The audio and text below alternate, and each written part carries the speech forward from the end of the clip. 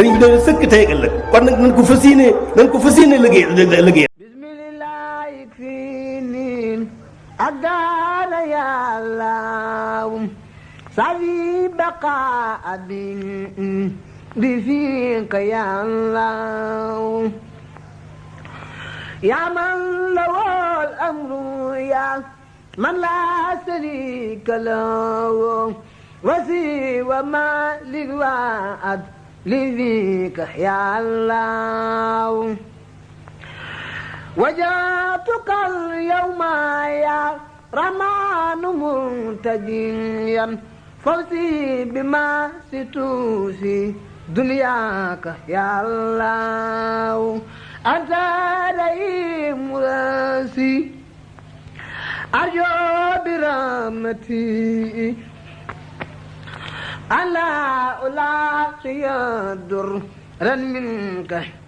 شاركوا صاحب الجلالة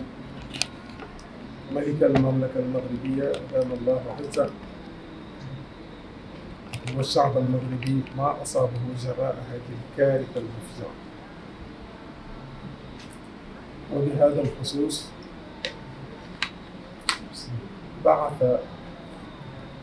صاحب الفضيلة الشيخ محمد بن منهى الخليفة العام للطريقة المغربية هذا برئاسة ابن عمه الشيخ عبد الصمد ابن الشيخ شعيب مبكي ابن خادم رسول مؤسس الطريقة المغربية. بعث صاحب الفضيلة هذا الوفد لتقديم واجب العزاء والمواساة نحو أشقائنا، نقول أشقائنا المتضررين في هذا الزلزال المدمر، وأيضا تصميم مساهمة رمزية إلى سعادتكم باسم الطريقة المغربية. هذا هو سبب الزيارة. ونختم هذا الخطاب بقراءة بيتين من قصائد الشيخ القديم مؤسس الطريقة المغربية: واشفي جميع المسلمين عاجلا ثم قهم خوفا وحزنا آجلا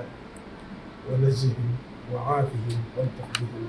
ولا توافقهم بالكفر ذنبه. هكذا نرفع أيدي التضرع سائلين المولى عز وجل أن يرحم الموتى ويخفف العناء عن المتضررين، وأن يحفظ المملكة المغربية الشريفة ملكا وشعبا وسائر بلاد المسلمين. السلام عليكم. Excellence, Monsieur l'ambassadeur, je m'en vais tout d'abord vous présenter la délégation que l'honorable Khalife général des Mourides, Serigne Mountakha Mbacké, a voulu envoyer auprès de vous, auprès de Sa Majesté, le roi Mohammed VI, que vous représentez ici. Il nous a demandé d'être conduit par son demi-frère, ici présent, l'honorable Serigne Abdou Samad Mbacké, fils de Serigne Chouaïbou, lui-même fils de Khadim Rassoul. Il est accompagné par Serigne Chouaïbou Mbacké, qui est le fils du Khalife général des Mourides, Serigne Abdou Khadir Mbacké, votre vieille connaissance, qui joue les intermédiaires entre lui et le royaume chérifien, et moi-même, Khadim Diop, son secrétaire général. Donc, le Khalife général des Mourides, Excellence, en composant cette délégation, a voulu en son nom propre et au nom de toute la communauté mouride et musulmane présenter à Sa Majesté, le roi Mohammed VI, que Allah le protège, ainsi qu'au peuple frère marocain, ses sincères condoléances à la suite du terrible tremblement de terre survenu dans la nuit du vendredi 8 septembre dans votre cher pays frère et ayant occasionné plusieurs pertes en vies humaines. L'honorable Serigne Mountakha prie que Allah accueille tous ceux qui ont perdu la vie en son paradis Firdaus. Et il prie également qu'il aide le peuple chérifien, nos frères en islam, à surmonter cette épreuve très dure qui appelle de tous les musulmans leur solidarité à l'endroit du peuple marocain. Pour marquer sa solidarité agissante et celle de toute la communauté, le Khalife envoie vers vous,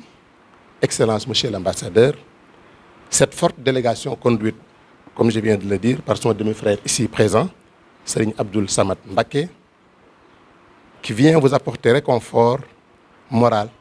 mais aussi un soutien symbolique d'un montant de 100 millions de francs CFA en guise d'assistance aux sinistrés qui sont nos frères en Allah.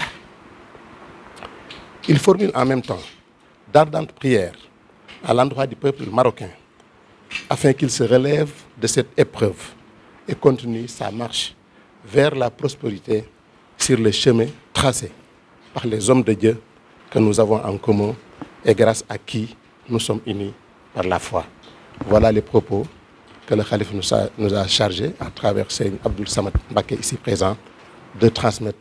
à travers votre personne à Sa Majesté le roi Mohammed VI, en priant d'agréer nos salutations les plus respectueuses et les plus cordiales. Exprimer ma profonde gratitude pour ce geste très symbolique. D'abord, la venue de la délégation du haut niveau, du très haut niveau, donc y compris donc les membres de la famille du Cheikh Mountakha. Donc ça dénote vraiment de l'intérêt que son éminence porte au royaume chérifien et puis au lien particulier qui le lie à Sa Majesté le roi Mohammed VI, Amir al-Mouminin, que Dieu l'assiste. C'est encore un symbole de cette relation toute particulière qui a toujours lié la ville sacrée de Touba au royaume chérifien. Et ça, enfin, dénote de cette solidarité qui a toujours existé entre nous et qui est aussi un des piliers de l'islam. L'appartenance à l'islam, c'est aussi cette solidarité permanente, cette solidarité agissante entre musulmans là où ils sont. Donc je crois que cette démarche est à saluer. Est à saluer, bien qu'il soit tout à fait naturel dans nos relations quotidiennes, mais cette démarche donc est vraiment la bienvenue et elle est appréciée et nous sommes vraiment fiers de cette relation toute humaine, spirituelle,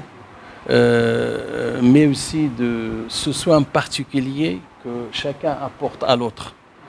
Donc vous êtes en train de nous dire que vous n'êtes pas seul, que nous sommes avec vous. Et je voudrais aussi dire que dès le début, son éminence s'est adressée à Sa Majesté le roi Mohammed VI, Amir al-Mouminin, en lui adressant, donc en lui envoyant une lettre de condoléances dès le début. Donc, et je crois que la boucle est bouclée, comme on dit, et les faits sont là. Et nous vous disons toute notre reconnaissance et toute notre considération. Et je vous demanderai de transmettre à son éminence vraiment les remerciements les plus chaleureux de Sa Majesté le roi Mohammed VI, Amir al-Mouminin, et aussi lui transmettre les salutations fraternelles de Sa Majesté le roi Mohammed VI, que Dieu l'assiste. Nous sommes, encore une fois, merci pour cet élan de solidarité admirable. Et Inch'Allah, qu'Allah protège nos deux pays, le Sénégal et le Maroc, et qu'Allah protège nos leaders, et qu'Allah donc nous rassure dans nos pas et nous permette vraiment d'aller de l'avant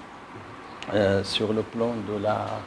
de la paix, de la sécurité, de la prospérité. Wassalamu alaikum wa rahmatullahi ta'ala wa barakatuh. Alhamdulillahi rabbil alamin wassalatu wassalamu ala al-hadi al-amin sayyidina mawlana muhammadin al-makin wa ala alihi wa sahbihi dhawi ridwani wa tamkin. Assalamu aleykum wa rahmatullahi ta'ala wa barakatuh. Bokki jullit yëpp noo ngi leen di nuyu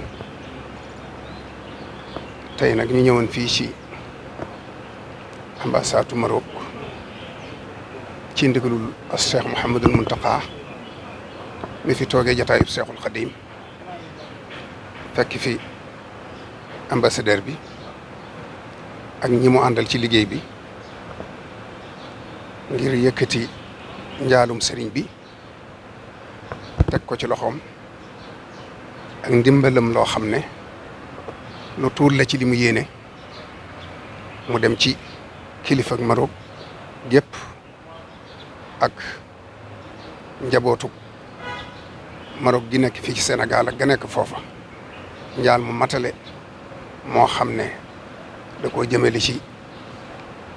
réew moo xam ne ak Sénégal dañoo bokk di dëkkandoo di ay doomi ndey te yàgg lool te ànd bi rafet naka jekk mu waxoon ne nag nañ ñëw fekk ne jiitaloon na ay leetar yooyu njaal ba mu egsi woon ci ñoom waaye mu yebaloon ma ne naa ànd ak njaboot gii sëñ Chouaïb bu di doomam sëñ Abdul Xaadir sëñ Chouaïb bu Bass Anta Ñang ak sëñ Xaadim mii di jarbaatam tey secrétaire am ak mboolem délégation bi ñu ci ànd ngir ñu jëmmal ko fi ngir tiisu metti wi ak nattu bii nga xam ne ku ne xam na ne jullit nattu lay am waaye mbugal moom ci ñi gëmut yàlla la jëm kon nag li am nattu rek la mooy ñaan nag sun borom mu teggi nattu boobu te jàmmal leen te may leen tawfiq ak mucc di jaare ñëpp di nuyu bu baax a baax ambassadeur bi di rafetlu taxawaayam ak taxawaayu kilifaam gi mu fi nekkal noo ngi nuyu ñëpp di sant ñëpp wassalaamu aleykum wa rahmatullahi wa barakatuh. بذاك يا باسط الأعمال لي بريدا فاذكر مباسطتي دارين يا الله بذاك يا باسط الأعمال لي بريدا فاذكر مباسطتي دارين يا الله قبلت يا قافل الأداء لي وما لو لخير نهوي بقفل منك يا الله رضاك يا رافع الدارين مرتبتي بلا انقفال بفضل منك يا الله